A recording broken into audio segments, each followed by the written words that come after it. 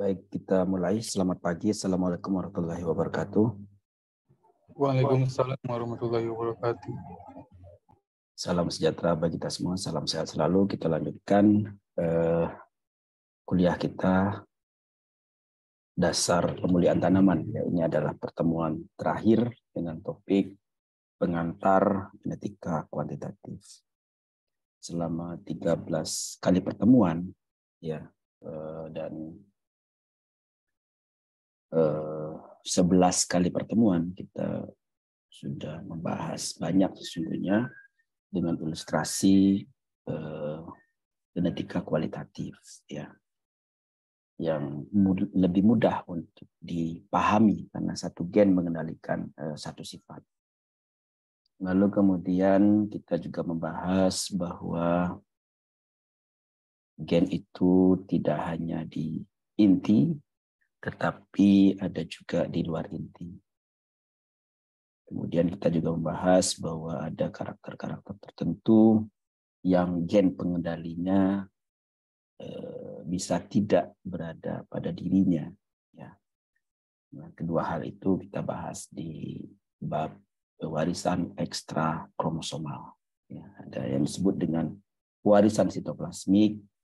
Ya, gen-gen berada di sitoplasma. Kalau pada tanaman itu ada pada mitokondria dan kloroplas. Ada juga efek maternal, ya, di mana karakter yang ada pada dirinya merupakan ekspresi dari gen ibunya.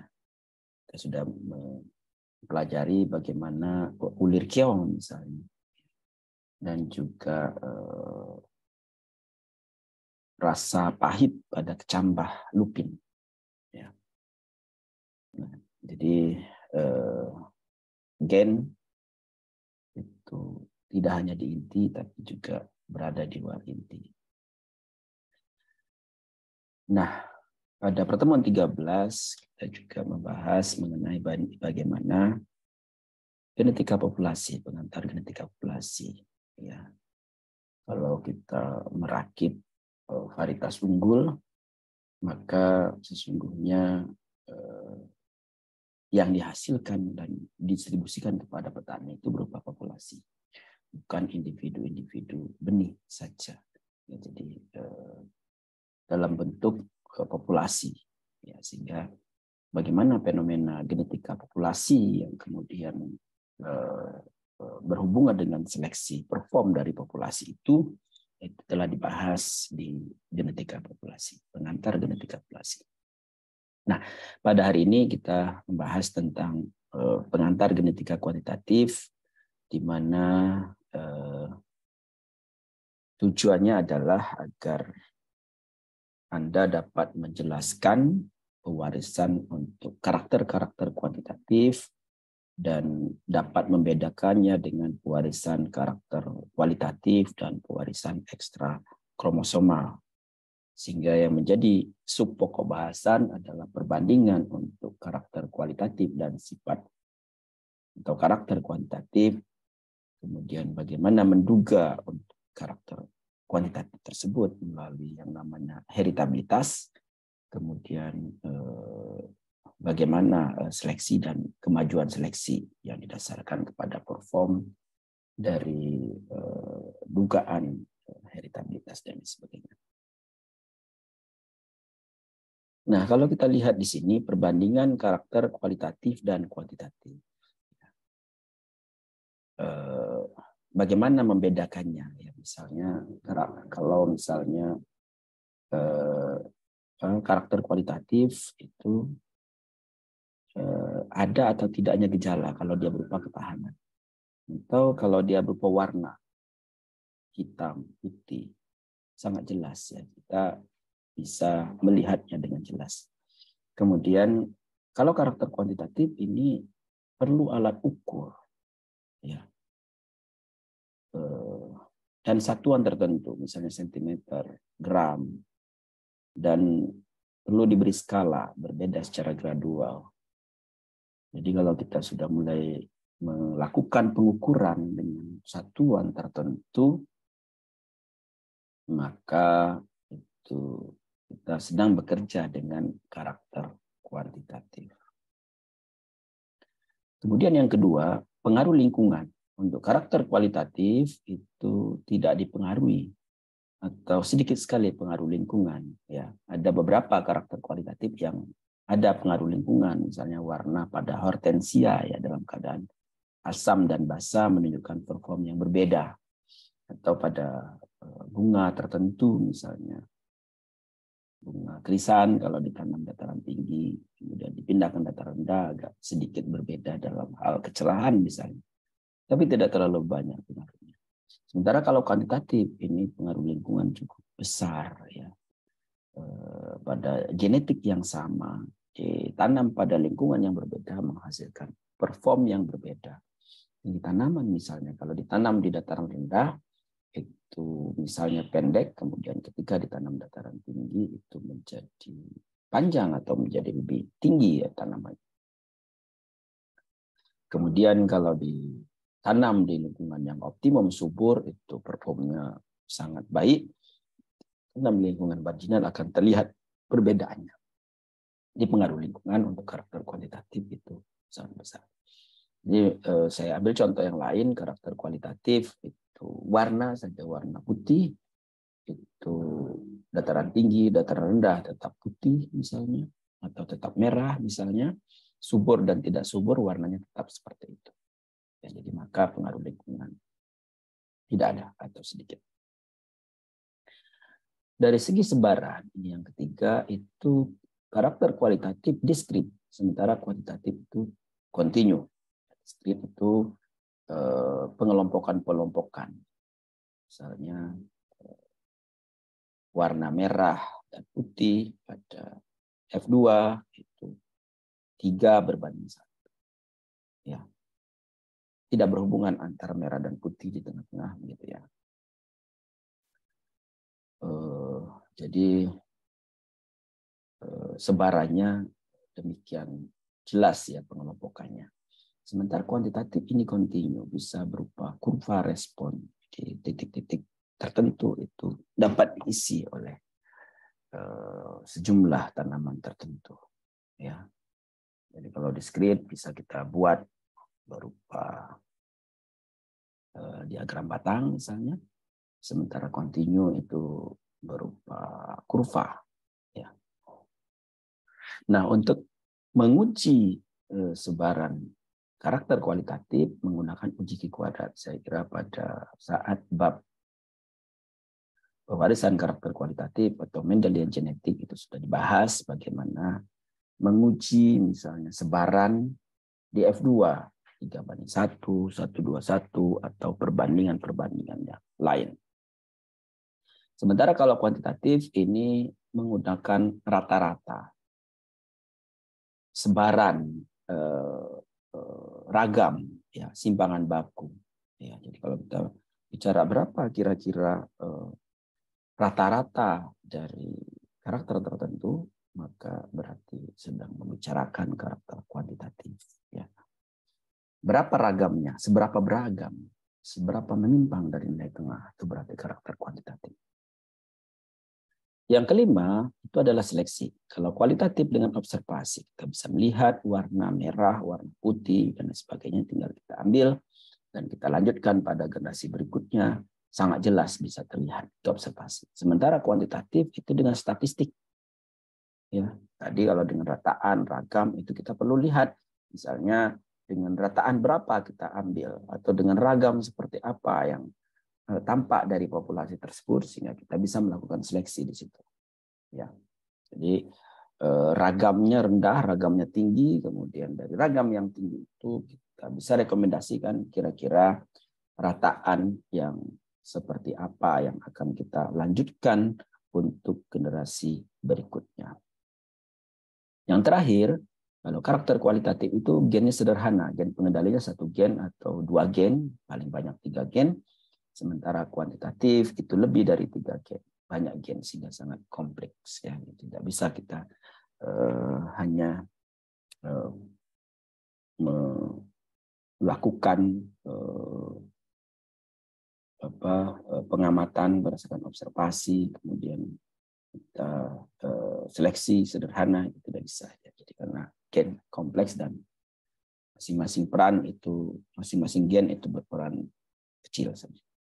Jadi ini yang membedakan antara karakter kualitatif dan karakter kuantitatif, karakter kualitatif dan karakter kuantitatif. Dari sini ada pertanyaan. Ini adalah contohnya, ya, di mana 7 karakter kualitatif yang diamati oleh Mendel, ya, sangat jelas gradasinya, termasuk juga ini yang tinggi tanaman, tinggi dan pendek itu bisa dikualitatifkan, bisa dikuantitatifkan. Nah ini ya teman-teman semua. Jadi ada karakter-karakter yang kuantitatif bisa dikualitatifkan, ya, bisa dikelompokkan ya menjadi pendek dan tinggi, tapi lalu bisa diamati juga menggunakan pengamatan-pengamatan. Ya. Kalau kita bisa menggunakan alat-alat yang ukur, maka itu adalah kuantitatif. Kalau kita hanya observasi saja berarti kualitatif, ya. Termasuk juga warna ya, saat ini ada kalorimeter yang bisa mengkuantifikasi dari warna-warna tertentu sehingga bisa kita lihat ya melalui angka-angka. Nah, ini saya kira penjelasan yang tadi. Lalu kemudian ada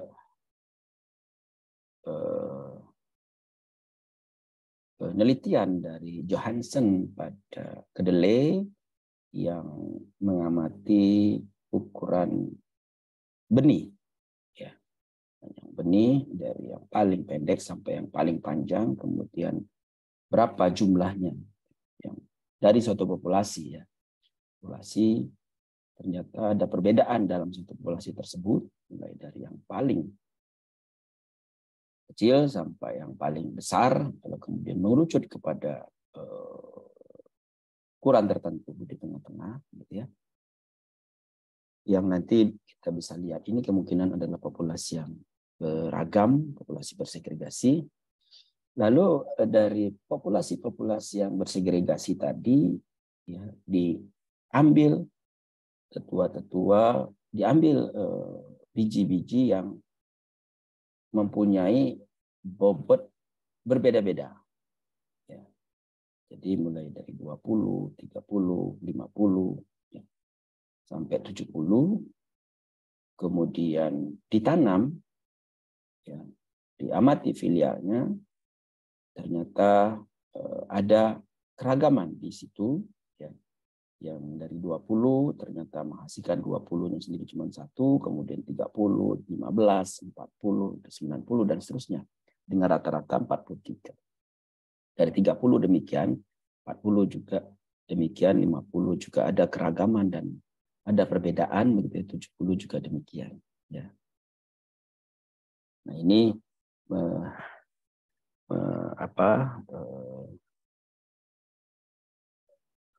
informasi yang diperoleh yang disampaikan oleh Johansen ini mengawali, ya, untuk ilmu pengetahuan tentang genetika kuantitatif, ya, tahun 1903, 1926 itu adalah awal-awal pengembangan atau perkembangan ilmu genetika kuantitatif, ya. Saya kira 1900 itu awal-awal mulai ditemukannya hukum Mendel, kemudian bergerak kepada hal-hal yang tidak bisa dijelaskan oleh hukum Mendel, yang kemudian berkembang genetika kuantitatif. Demikian juga pada jagung, berdasarkan apa yang diamati oleh IS 1910, ternyata ada jagung yang panjang, jagung yang pendek, ya.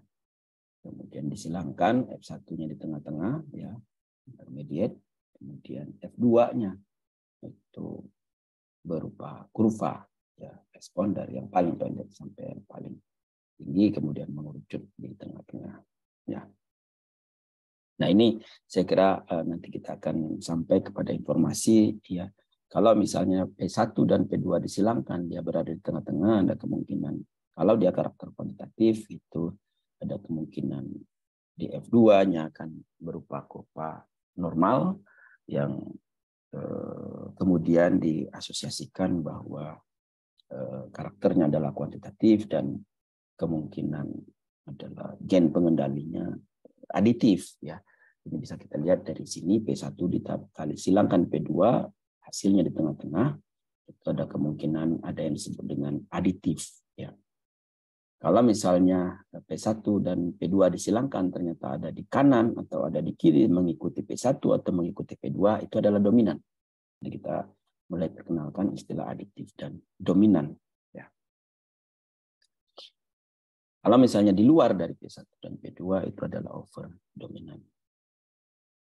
Nah, pengamatan juga dilakukan pada atau informasi juga berlaku juga pada berbagai makhluk hidup yang lain. Ini adalah contohnya pada manusia ya, mutasi ketika disilangkan antara yang pigmennya sedang dengan sedang, kemudian muncullah gelap dan terang dengan gradasi tertentu ya, dari paling gelap sampai paling terang itu ada ya.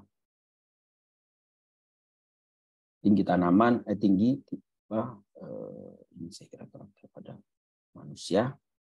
Nah, 1916 ini mulai melakukan penelitian untuk karakter-karakter kuantitatif yang menurut informasi sebelumnya atau menurut informasi di beberapa catatan sejarah, karakter-karakter kuantitatif sesungguhnya diamati juga oleh Mendel, tetapi bisa dipublikasikan dengan jelas ya, karena ilmu belum berkembang pada akhir ya, tahun 1800-an, sehingga beberapa peneliti ini setelah ditemukannya hukum Mendel mulai melihat untuk karakter-karakter lain selain daripada yang disampaikan oleh Mendel yang disebut dengan karakter kuantitatif. Nah, di tahun 1916 ini mengamati bahwa kalau dia satu gen ada kemungkinan 2 atau 3 fenotip, paling banyak 3 fenotip. Ya. Kalau dia aksi gennya dominan, maka hanya 2 fenotip, merah dan putih. Tapi kalau aksi gennya adalah ada kodominan, ya, maka atau dominan tidak penuh, maka ada merah, ada putih, dan tengah-tengah ada pink. Ya, paling banyak 3 fenotip kalau satu gen. Sementara kalau 2 gen itu bisa 5 fenotip. 5 fenotip. Jadi selain daripada yang di ujung kiri, ujung kanan, ada juga fenotip-fenotip yang lain. Yang misalnya masing-masing berperan begitu ya, saling menjumlahkan, saling aditif, maka ada 5 fenotip yang ada kemungkinan muncul begitu ya. Dengan catatan satu dengan lain saling menjumlahkan, tidak saling menutupi. Kalau saling menutupi seperti aksi gen dominan, maka itu meskipun 2 gen ya, itu bisa hanya beberapa fenotip saja. Ya, apalagi kalau ada pola epistasis ya, ada 2 fenotip, ada 2 fenotip yang sudah kita bicarakan di interaksi antar gen pada pertemuan ke-8. Nah, sementara kalau 6 gen ini ada 13 fenotip ya. Sudah mulai mengarah kepada continuous distribution. Jadi ada hampir tidak jelas antara satu fenotip dengan fenotip yang lain. Kalau 13 begitu ya, sehingga bisa bentuk semacam kurva ya. Makin banyak itu makin berupa kurva respon. Ini adalah contoh yang lain. Jadi kalau ini adalah contoh yang dimaksud tadi. Jadi kalau satu lokus A besar A kecil, A besar A besar, silangan kecil A kecil, yang pendek itu A kecil A kecil, yang panjang itu A besar A besar, di tengah-tengah itu adalah A besar A kecil, maka ketika disilangkan akan ada yang pendek, ada yang tinggi, dan ada yang sedang. 3. Kalau dia 1 gen. Kalau dia 2 gen, maka ada yang kalau tuanya pendek dan tinggi, maka ada yang pendek, ada yang panjang, ada yang agak pendek, ada yang agak panjang, ada yang sedang di tengah-tengah. 5. Sementara kalau dia ada 6 gen, ini sudah tidak bisa dibedakan, dia menjadi berupa kurva respon dari mulai sangat pendek sampai sangat tinggi. sangat panjang. Ya. Ini adalah tangkai bunga. Sehingga bisa dilihat di sini bahwa bisa diseleksi ya kepada yang paling pendek dengan yang paling panjang di sini ya, sehingga bisa disegregasikan di F5 dan mengerucut kembali kepada menuju tetuanya. Kalau tetuanya sangat ya. Jadi kalau misalnya tetuanya masih ada gennya belum ngumpul misalnya, ya maka ada kemungkinan di F5 bisa lebih tinggi dibandingkan dengan tetua yang paling panjang. Ya. Yang disebut dengan sekarang segregan transgresif. Jadi kalau misalnya ada gen-gen yang masih tersebar di antara kedua tetuanya yang tidak optimal, misalnya tetua betinanya itu sebagian besar homozigot resesif, tapi ada juga beberapa homozigot dominan. Sebaliknya yang tetua kanan, tetua yang panjang itu sebagian besar homozigot dominan, kemudian ada beberapa yang homozigot resesif, kemudian disilangkan, maka homozigot dominan bisa kumpul di satu tanaman yang kemudian performnya bisa lebih tinggi dibandingkan dengan yang paling panjang, misalnya seperti itu. Nah, bisa kita lihat rentetan-rentetan ini F1, F2 sampai F5 begitu ya, sehingga di F5 kemungkinan sudah mendekati homozigot. Nah, apakah dia masih lebih tinggi dibandingkan dengan tetua tingginya ya, itu akan mulai terbaca dari F3, F4 dan F5, sehingga apakah nanti mendapatkan sesuatu yang lebih baik dibandingkan dengan tetua baik itu akan terlihat. Nah, jadi pada F5 ini mulai diidentifikasi ada kemiripan dengan tetuanya, tapi juga bisa kita lihat ada kemungkinan pengaruh daripada lingkungan. Ini contoh bahwa ada pengaruh lingkungan di mana tinggi tanaman ya kalau ditanam di dataran ya, yang lebih rendah itu tanamannya tinggi, tanaman ditanam di dataran yang lebih tinggi itu menjadi lebih pendek dan seterusnya begitu ya. Jadi saya tidak tahu apa respon terhadap lingkungan sehingga di dataran rendah itu bisa lebih tinggi, di dataran lebih tinggi bisa lebih pendek ya. Ini kalau di Indonesia, kalau di kita di tropis biasanya terbalik, dataran rendah itu tanaman lebih pendek ya. Dataran tinggi bisa lebih tinggi ya, meskipun sangat tergantung dari apakah tanaman tersebut adalah tanaman hari panjang atau tanaman hari pendek ya. Tapi umumnya adalah di dataran tinggi itu tanaman menjadi lebih tinggi, dataran rendah tanaman menjadi lebih pendek ya. Sampai sini ada pertanyaan sebelum kita sampai kepada subbab pendugaan heritabilitas.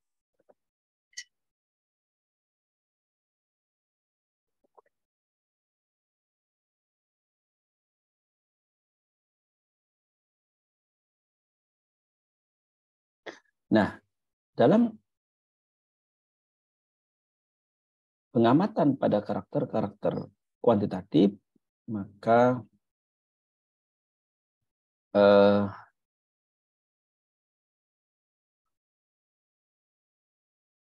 alat ukurnya adalah nilai tengah ragam. Ya. Jadi ragam itu adalah hal yang sangat penting ya bagi seorang pemulia dalam program pemuliaan. Apakah dia cukup beragam atau tidak? Kalau dia tidak beragam, tidak bisa kita melakukan kegiatan breeding. Kalau dia sudah seragam, maka kita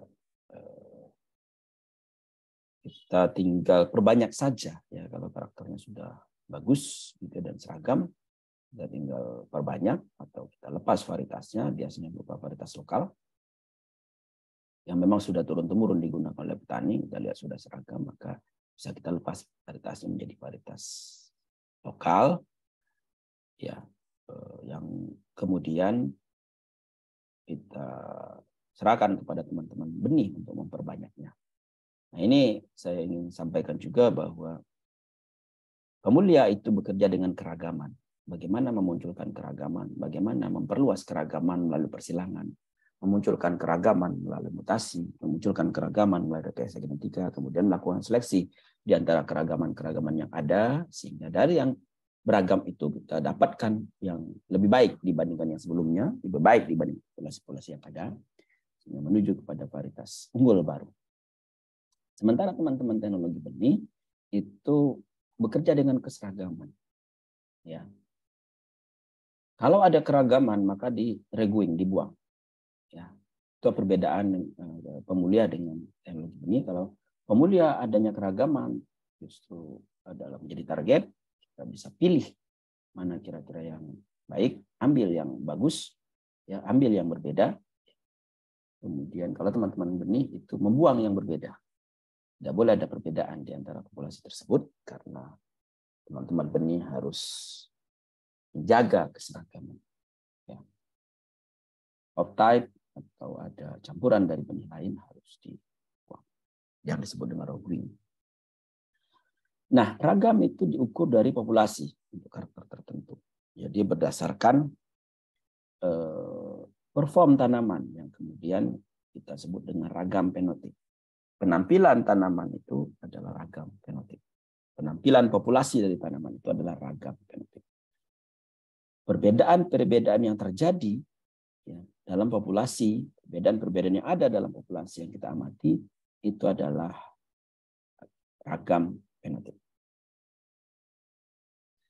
Nah, tentu ragam fenotip ini ada peran dari 3 hal. Ada peran dari genetiknya, ada peran dari lingkungan, dan ada peran dari interaksi antara genetik dan lingkungan. Jadi 3 hal utama ini yang menyebabkan perform itu terlihat seperti itu. Ada peran dari genetik, ada peran dari lingkungan, dan interaksi antara genetik dan lingkungan.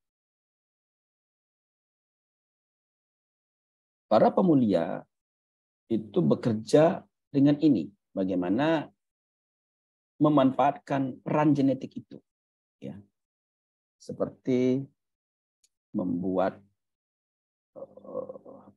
menciptakan kapasitas dari tanaman, ya, kapasitas tanaman setinggi-tingginya, sebaik-baiknya, ya, melalui sistem seleksi, melalui perluasan keragaman genetik kita ingin mendapatkan genetik dari tanaman itu sebaik-baiknya, seunggul mungkin.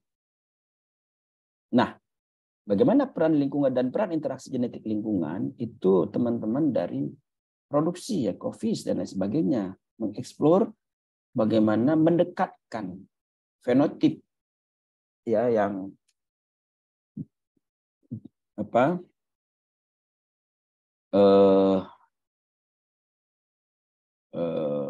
yang semestinya, yang kapasitasnya dengan real kenyataan di lapangan. Nah, ini yang sekarang sering terjadi, ya, kapasitas yang dihasilkan oleh para pemulia dalam bentuk misalnya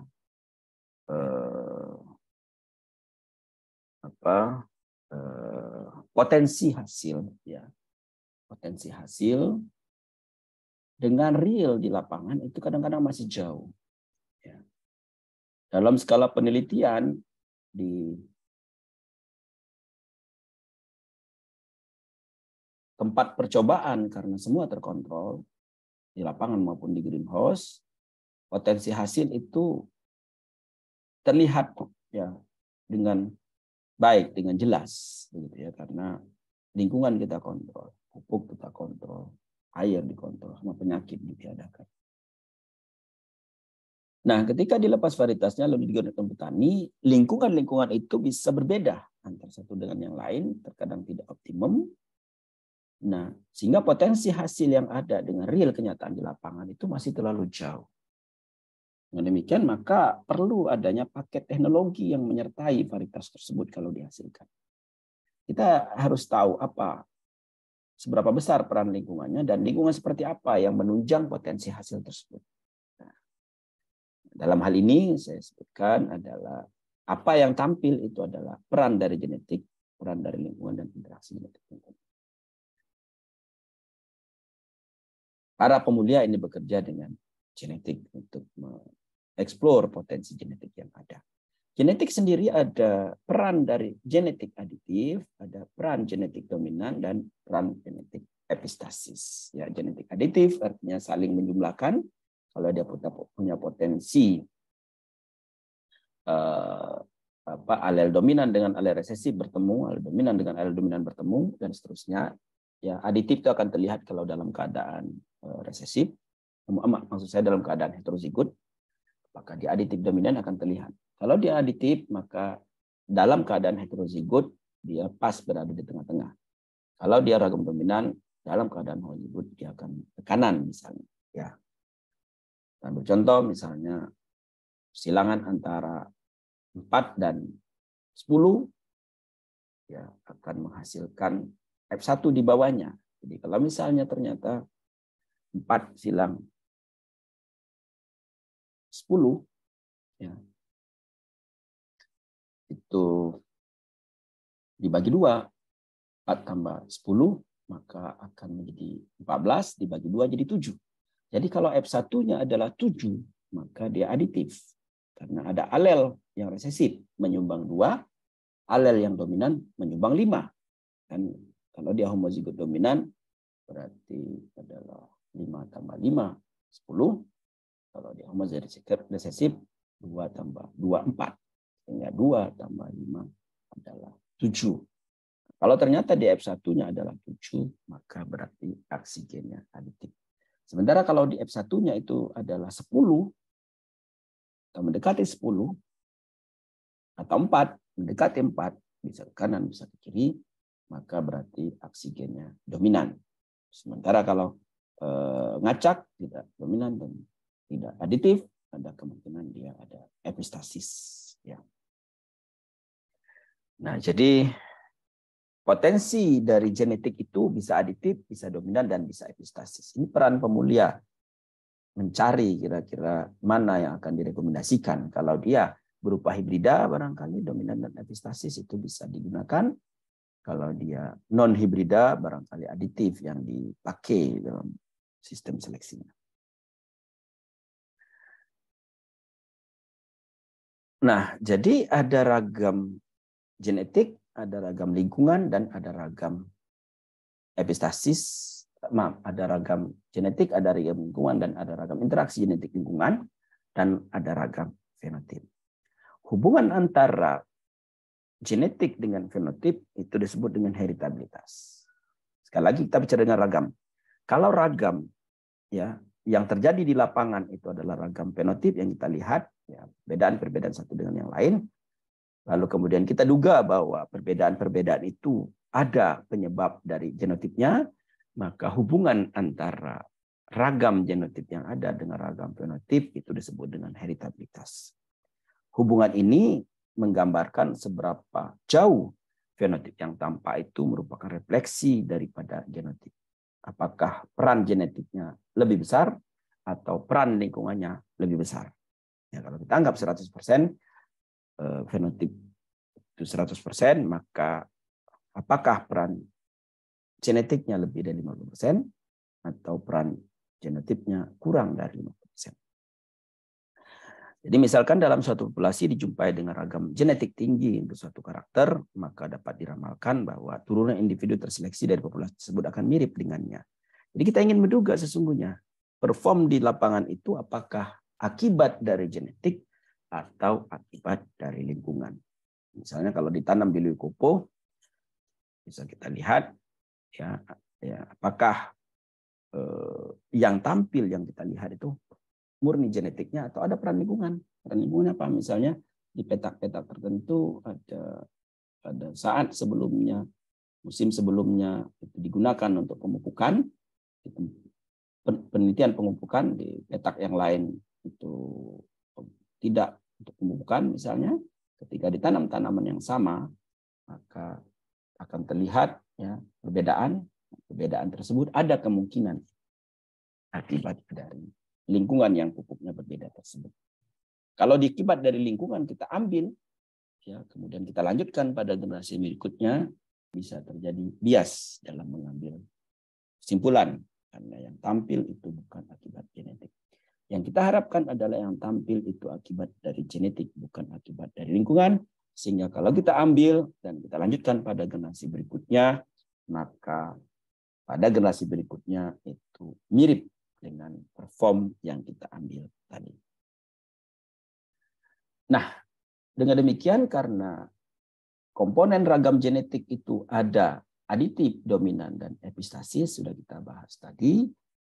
Kalau hanya bicarakan tentang genetik saja, di mana genetik itu adalah aditif, dominan, dan epistasis, maka kita sebut dengan heritabilitas arti luas, broad sense. Ya. Tapi kalau kita hanya tertarik kepada ragam aditif, ya, di antara komponen-komponen ragam genetik itu ada aditif, dominan, dan epistasis, maka kalau kita hanya mempelajari ragam aditif saja, dibandingkan dengan fenotip, disebut dengan heritabilitas arti sempit. Ya. Dengan demikian, maka bisa kita uraikan bahwa heritabilitas arti luas itu adalah perbandingan antara genetik total. Genetik total itu artinya aditif, dominan, dan epistasis yang kita lambangkan dengan ragam G dibandingkan atau dibagi dengan ragam P. Ragam genetik dibagi dengan ragam fenotip. Disebut dengan heritabilitas arti luas. Sementara kalau dia ragam aditif saja yang menjadi concern kita, disebut dengan heritabilitas arti sempit tadi, maka ragam aditif dibagi dengan ragam fenotip. Umumnya heritabilitas arti sempit banyak mendapat perhatian karena pengaruh dari tiap alelnya diwariskan dari tetua kepada turunannya. Ya, jadi aditif itu digunakan ya untuk tanaman-tanaman menyebut sendiri. Itu kalau dia merupakan aksi gen aditif itu disukai karena seleksi lebih mudah. Kalau dia non aditif, maka kita harus lakukan seleksi yang berbeda. Kita harus manfaatkan ragam non aditif tersebut untuk membentuk varietas-varietas tertentu. Jadi misalnya varietas hibrida. Varietas hibrida itu memanfaatkan informasi non aditif. Sementara kalau varietasnya bukan hibrida, galur murni misalnya, kita memanfaatkan ya informasi heritabilitas arti sempit atau ragam aditif ya dari populasi tersebut. Ada pertanyaan sampai di sini?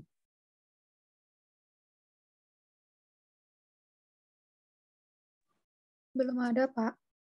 Belum ada ya.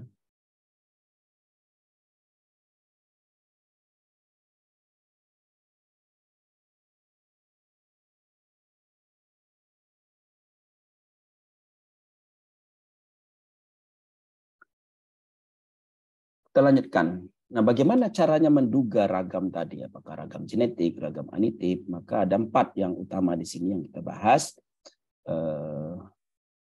Maksudnya ada 4 yang bisa digunakan yang utama, gitu ya. Namun pada kuliah ini hanya 2 saja, yaitu menggunakan ragam turunan dan regresi parent offspring. Ada menghitung analisis ragam dan rancangan persilangan, perlu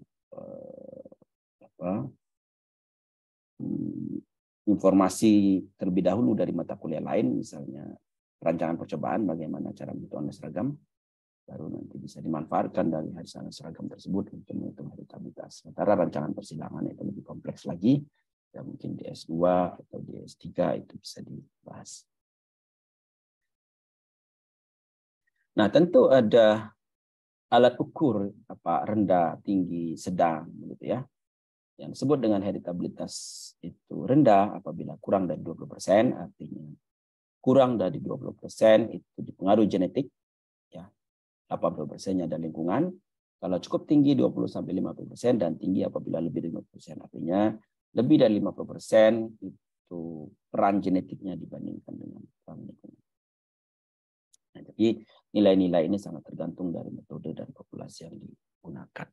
Nah, untuk menghitung ragam tadi, hitungan paling sederhana yang kita pakai adalah nilai tengah dan ragam. Ya, nilai tengah saya kira sudah kita pelajari, sudah tahu semua bagaimana cara menghitung nilai tengah rata-rata. Sementara ragam itu digunakan ragam, bagaimana menghitung ragam, ya saya kira kita juga sudah pahami di sini. Ini adalah contohnya bahwa bagaimana menghitung ragam dari populasi ini 8, 7, 10, 9, 5, 6, ragamnya menjadi 3,5 ya. Dikuadratkan, kemudian dijumlahkan, kemudian ditambahkan, dikuadratkan, dibagi dengan jumlah populasinya, dan dikurangi dan dibagi dengan N-1. X min X rata-rata dikuadratkan. Itu cara lain ya. Jadi berapa angka ini, misalnya kita harus cari rata-rata dulu, 8 dikurangi rata-ratanya, dikuadratkan, 7 dikurangi rata-rata, dikuadratkan, ya, bagi dengan N-1 itu angkanya sama 3,5. Nah, kemudian ada simpangan baku. Simpangan baku itu adalah ragam, akar dari ragam. Ya. Jadi ragam itu diakarkan maka menjadi simpangan baku. Sementara ada istilah koefisien keragaman, CV, itu adalah simpangan baku dibagi dengan nilai tengah. Kalau nilai tengahnya 7,5, simpangan bakunya 1,97. Kemudian kali dengan 100% menjadi 26%. Koefisien keragaman ini juga penting ya. Bisa menduga kira-kira bagaimana perform dari populasi tersebut yang kita sebut dengan koefisien keragaman genetik. Ini adalah contohnya bagaimana menduga heritabilitas menggunakan perhitungan ragam turunan. Kita menggunakan P1, P2, F1, dan F2. Kalau hanya populasi P1, P2, F1, dan F2, maka yang kita bisa duga adalah heritabilitas arti luas. Ya. Di mana ragam G dibagi dengan ragam P kali 100%. Ya. Ragam G itu diambil dari ragam P dan ragam E. Sehingga ragam P itu kita duga dari ragam F2. Mengapa kita duga dari ragam F2? P1 itu biasanya populasi homozigot homogen. P2 homozigot homogen. F1 heterozigot, tapi dia homogen juga. Setiap individu mempunyai susunan genetik yang sama. Jadi P1, P2, F1 itu adalah genetiknya seragam semua. Ya, genetiknya seragam. Maka itu homozigot atau heterozigot. F2 itu genetiknya berbeda-beda karena setiap individu mempunyai genetik yang berbeda-beda. Kita bisa lihat ya di pelajaran kita sebelumnya ada keragaman di F2 yang punya genetik berbeda-beda. Sehingga di F2 itu keragaman yang ada itu akibat dari genetik yang berbeda-beda, dan kalau ditanam di lapangan kemungkinan mendapatkan lingkungan yang berbeda-beda. Ya. Jadi saya ulangi, P1, P2, F1 itu secara genetik dia akan sama. Setiap individu. Misalnya ada 20 tanaman P1, maka 20-20-nya punya genetik yang sama. Kalau ada perbedaan penampilan 20 tanaman itu, maka berarti perbedaan ini akibat dari lingkungan. Demikian juga di P2. P2 itu kalau ada 20 tanaman P2, genetiknya sama.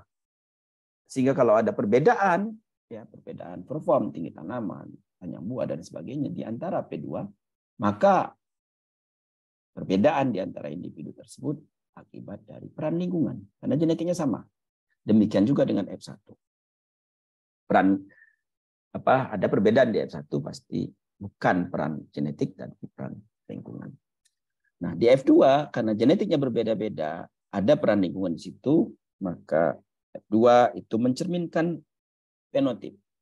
Di atas telah diskusi bahwa ada peran genetik, ada peran lingkungan. Sehingga di F2 peran genetik dan lingkungan disebut dengan ragam fenotip. Jadi F2 adalah ragam fenotip. Sementara P1, P2, F1 itu perbedaannya akibat dari ragam lingkungan. Ya. Dengan demikian maka bisa dijumlah ragam P1, ragam P2, ragam F1 dibagi 3 itu adalah ragam lingkungan.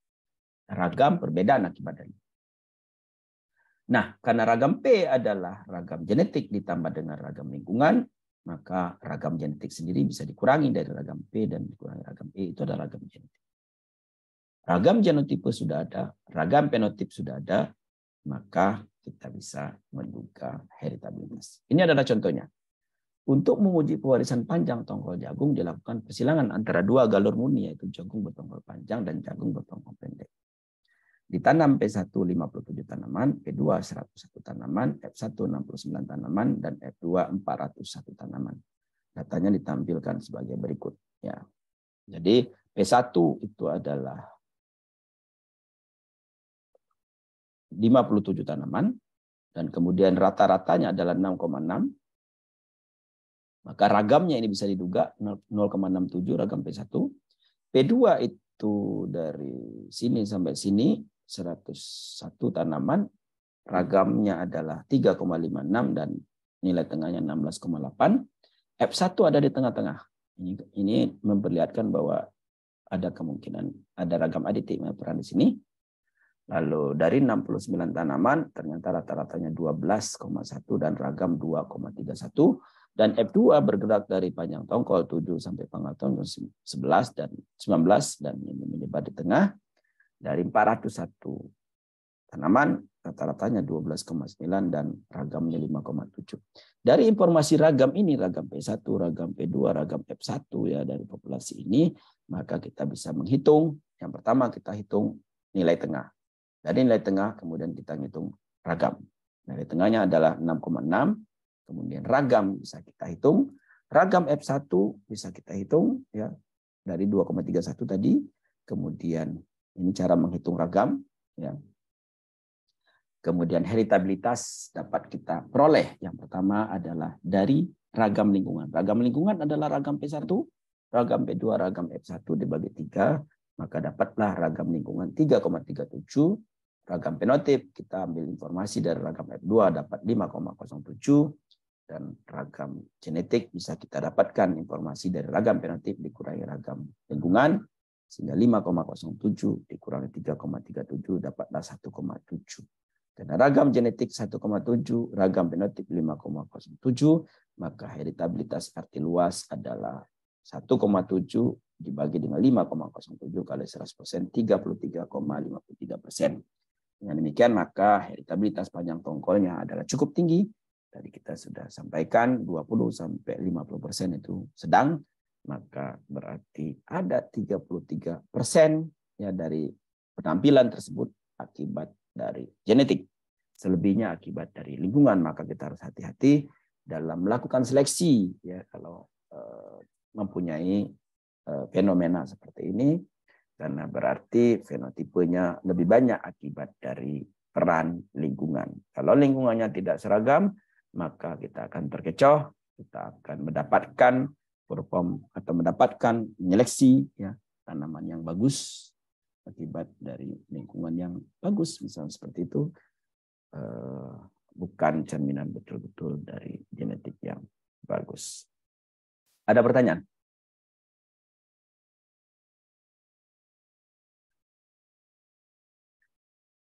Nah, dari informasi yang tadi bisa juga kita menghitung heritabilitas dengan cara lain. Kita bisa memanfaatkan informasi P1 dan P2. Karena F1-nya misalnya tidak ada, kita hanya dapat P1, P2, dan F2. Maka dari P1 dan P2 ini kita bisa akarkan, ya, kalikan kemudian diakarkan. Kemudian ragam F2 itu diperoleh. Ya, ini di atas adalah ragam genetik. Ragam genetik itu adalah ragam lingkungan. Ragam genetik itu adalah ragam fenotip dikurangi ragam lingkungan. Ragam fenotip diperoleh dari F2, ragam lingkungan diperoleh dari akar dari P1 dan P2. Saya tadi sudah sampaikan bahwa kalau ada keragaman di P1 dan P2, maka keragaman itu akibat dari faktor lingkungan. Sehingga ragam fenotip dikurangi ragam lingkungan, jadi ragam genetik dibagi dengan ragam F2, ragam fenotip, itu maka dapatlah heritabilitas arti luas. Di sini ada 69,54%, ya, berarti heritabilitasnya tinggi. Nah, pada metode A dan B itu adalah menghitung heritabilitas arti luas. Kalau kita hanya punya populasi P1, P2, F1, dan F2, maka yang bisa kita duga hanyalah heritabilitas arti luas. Heritabilitas arti sempit memerlukan informasi lain, memerlukan populasi lain, memerlukan ragam dari populasi lain, yaitu ragam B1 dan ragam B2. Ragam B1 itu adalah ragam backcross kepada tetua pertama. F1 disilangkan dengan P1, jadilah B1 atau BCP1 namanya. F1 disilangkan dengan P2 namanya B2 atau BCP2. Kalau ada informasi P1, P2, F1, BCP1, BCP2 dan F2, maka kita bisa menghitung heritabilitas arti sempit. Yang bagian atas ini adalah heritabilitas. Yang bagian atas ini adalah ragam aditif. Ragam aditif dihitung melalui 2 kali ragam F2 dikurangi hasil jumlah dari ragam BCP1 tambah ragam BCP2. Itu adalah ragam aditif.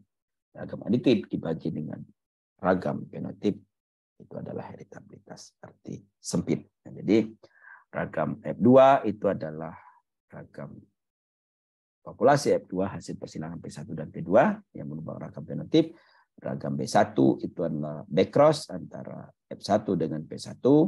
Ragam B2 ini B besar 2 harusnya adalah backcross ke ketua 2. Ragam aditif itu adalah ragam F2 dikurangi ragam B1 tambah ragam B2. Ini adalah contohnya. 2 galur murni cabai disilangkan dan analisis heritabilitas untuk karakter produksi pertanaman. Datanya ditampilkan sebagai berikut. Jadi P1 itu ada 50 tanaman, P2 50 tanaman, F1 jumlahnya sedikit 35 tanaman. Masing-masing punya ragamnya. Kemudian ada ragam backcross, ada ragam B1, ada ragam P2. Ya. 5,79. Kemudian bisa kita hitung, ya dari ragam ini bisa kita hitung heritabilitas arti sempit. Ya 2 kali ragam F2, 2 kali 6,77 dikurangi B1 dan B2. Kemudian dibagi dengan ragam F2 atau ragam fenotip kali 100% jadilah 49,78%. Ini ragam. Ini adalah heritabilitas arti sempit. Ya. Ada pertanyaan? Berikutnya pendugaan heritabilitas menggunakan regresi parent offspring, ya, di mana zuriat atau keturunan itu tidak mirip dengan tetua. Ya. Kemiringan garis regresi akan mendekati 0. Slope 0 adalah keragaman pada akibat dari faktor lingkungan. Ini adalah contohnya. Ya. Jadi regresi parent offspring itu kita meregresikan perform dari tetua dengan turunan-turunan hasil seleksinya. Ya. Dengan turunannya, apakah dia boleh tidak. Jadi jika zuriat sangat mirip dengan tetua, maka mendekati ini gambar C, ini gambar C. Ya. Jika zuriat sangat mirip dengan tetua, mendekati 1, ya. Ini adalah 1, artinya X dengan Y-nya sama.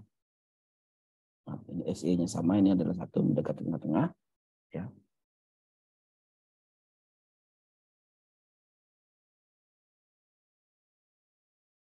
Kalau sebagian besar karakter pada sebagian besar populasi memiliki kemiripan sedang antara zuriat dengan tetua, maka gambar B dan D. Gambar C ini mirip dengan tetua, gambar B ini adalah agak menyebar, gambar D ini juga menyebar, ya.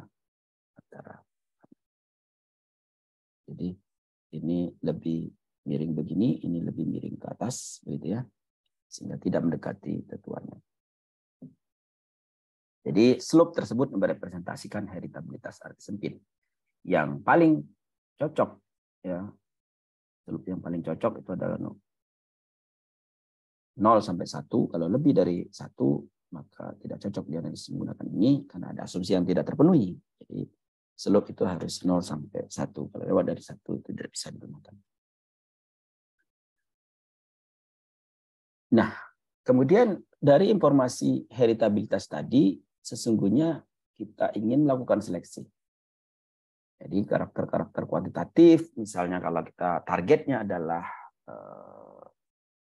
meningkatkan potensi hasil, misalnya melalui panjang buah, diameter buah, berarti kita akan menyeleksi ya di populasi tertentu, misalnya F2 yang lebih panjang dibandingkan dengan ketuanya, ya, atau lebih panjang dibandingkan populasi-populasi yang ada, lebih banyak jumlahnya, atau lebih berat bobotnya. Nah, apabila seleksi telah dilakukan terhadap suatu populasi tanaman, maka diharapkan turunan dari tanaman terpilih akan memberikan hasil yang lebih baik. Jadi kalau kita menargetkan nilai tengahnya meningkat, ya, maka kita harapkan setiap kita melakukan seleksi itu ada peningkatan dari rata-rata. Ya, jadi kalau di F2 rata-ratanya 5, kemudian kita ambil populasi yang bagusnya, kita tanam pada generasi F3, maka kita berharap bahwa di F3 lebih dari 5. Nah, F3 lebih 5 itu adalah kemajuan seleksi. Dengan demikian, maka kemajuan seleksi itu adalah selisih antara nilai tengah turunan hasil seleksi tadi di F3 dengan nilai tengah populasi yang diseleksi, misalnya F2.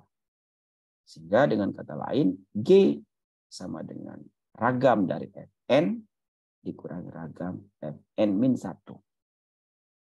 Ya. Fn itu adalah ya populasi ke N, Fn-1 adalah populasi sebelum populasi ke N tersebut. Jadi kalau kita menyeleksi menghasilkan populasi F3, maka Fn-1 itu adalah populasi F2. Misalnya ini adalah nilai tengah F2 dan F3 sebagai berikut. Kalau F2-nya 0,82 kg dan F3-nya 0,93 kg, maka berarti ada kemajuan seleksi sebesar 0,11. Dia kalau ada perbedaan nilai tengah yang lebih baik pada generasi berikutnya, berarti ada kemajuan ya akibat dari seleksi yang kita lakukan. Ini contohnya. Ini adalah populasi awal, misalnya F2, nilai tengah 0. Kemudian kita ambil dari populasi awal itu seleksi tanaman yang bagus. Apakah itu berdasarkan persentase yang terbaik atau berdasarkan standar, misalnya kita ambil yang di atas 7,5, ambil, atau kita ambil 10%, tergantung dari tujuan kita. Lalu kemudian kita tanam pada generasi berikutnya, kemudian ada garis putus-putus ini. Ada nilai tengah dari populasi berikutnya. Selisih antara nilai tengah ini dengan nilai tengah X0 itu adalah delta G, atau kemajuan seleksi itu ada ini. Ya. Nah, jadi saya ulangi lagi bahwa kalau kita melakukan seleksi di generasi kedua, lalu kita ambil ya, tanaman-tanaman terbaik, kita ambil nilai tengahnya. Nilai tengah itu adalah XS. Ya, nilai tengah hasil seleksi dari populasi itu. Ya, kita kurangi dengan X0, itu adalah diferensial seleksi namanya. Lalu kemudian kita tanam tadi pada generasi berikutnya, maka selisih nilai tengah antara generasi berikutnya dengan generasi yang sebelumnya itu adalah delta G. Nah, kalau tadi delta G adalah nilai real antara populasi F3 dengan populasi F2, maka sesungguhnya delta G itu bisa kita duga sebelum kita nanam F3, yang disebut dengan pendugaan. Ya, kemajuan seleksi. Bisa kita perkirakan dengan menghitung kemajuan seleksi secara teoritis. Apa informasi yang perlu kita peroleh pada populasi tersebut? Itu adalah ragam dan heritabilitas. Ya. Di mana delta G itu sesungguhnya adalah diferensial seleksi dikali dengan heritabilitas. Diferensial seleksi tadi, kalau kita lihat di sini, diferensial seleksi adalah nilai tengah dari tetua-tetua terpilih, ya, F2 terpilih, itu adalah nilai tengah rata-rata S, kemudian rata-rata S dikurangi dengan rata-rata 0, itu adalah diferensial seleksi. S ini. Heritabilitas sudah kita cari tadi, gimana cara mencari heritabilitas di F2. Maka G itu adalah S dikali heritabilitas. Ya. S itu adalah intensitas seleksi dikali dengan standar deviasi dari fenotip, maka G itu adalah intensitas seleksi dikali standar deviasi dari fenotip dan heritabilitas. Jadi S adalah diferensial seleksi, selisih antara nilai tengah tanaman terseleksi dengan nilai tengah populasi. X1 tadi dikurangi X0. XS ini maksudnya, bukan X1, XS.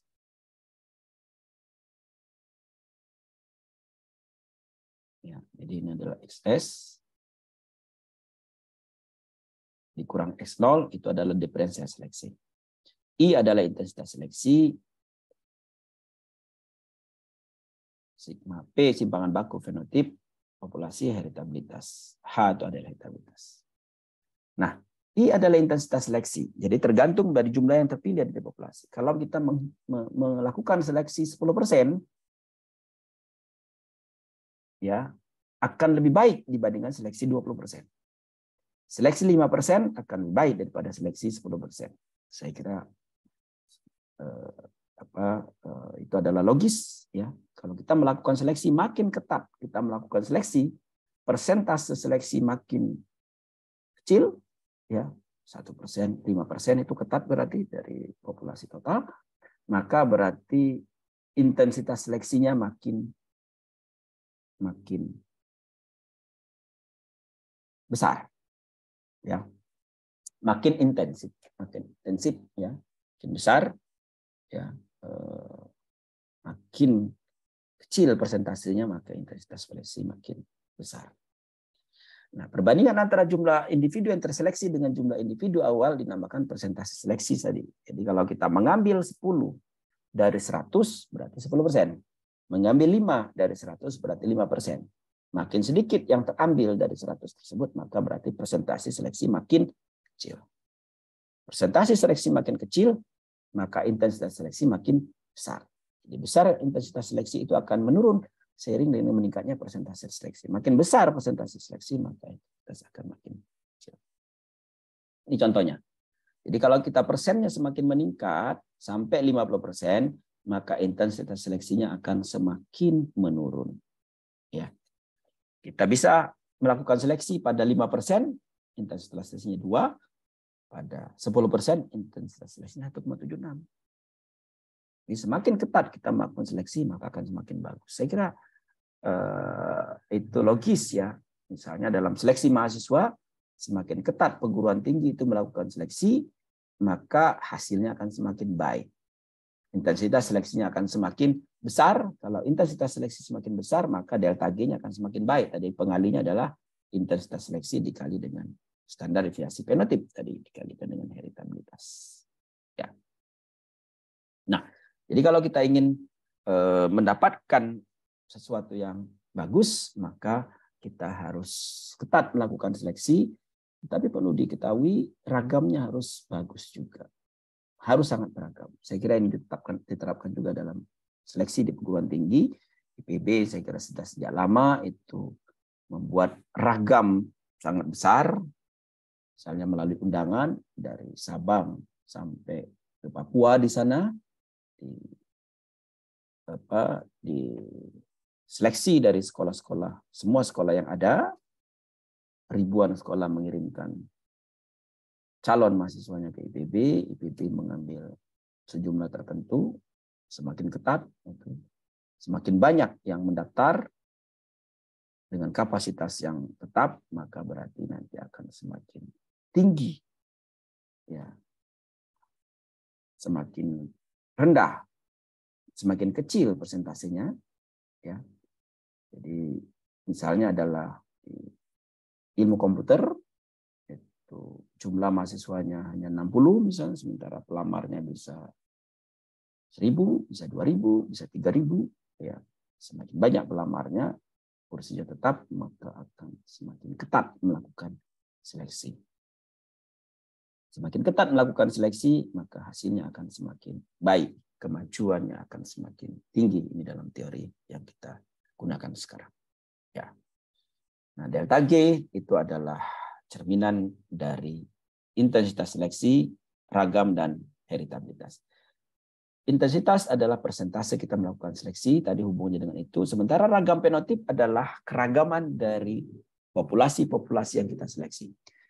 Ya, jadi kalau populasinya tidak banyak keragaman, hanya di tempat-tempat tertentu saja, maka delta G-nya tidak semakin tinggi juga. Oleh karena itu IPB mengambil kebijakan melakukan seleksi di seluruh SMA yang ada melalui raport, itu untuk meningkatkan ragam fenotip, untuk meningkatkan keragaman, sehingga delta G-nya meningkat. Kalau hanya dari tes saja, itu ragamnya akan lebih rendah dibandingkan dari raport, karena hanya bisa diakses oleh orang-orang tertentu saja. Ya, tes itu tidak bisa semuanya bisa mengakses, ya, dan seterusnya.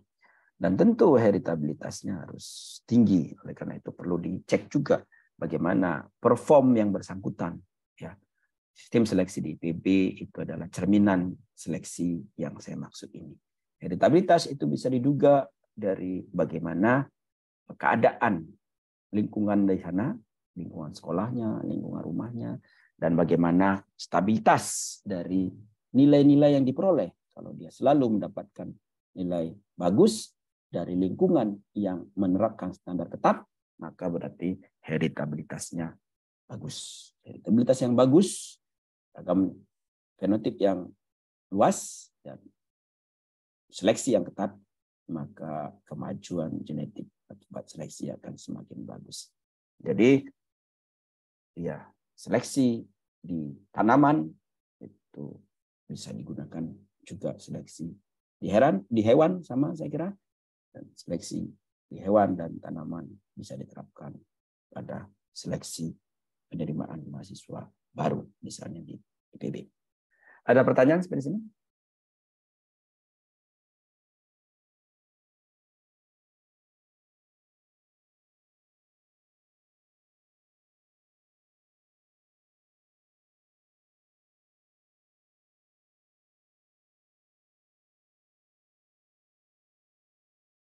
Kalau tidak ada, kita cukupkan sampai di sini. Ya, sampai ketemu di mata kuliah lain, dan ini adalah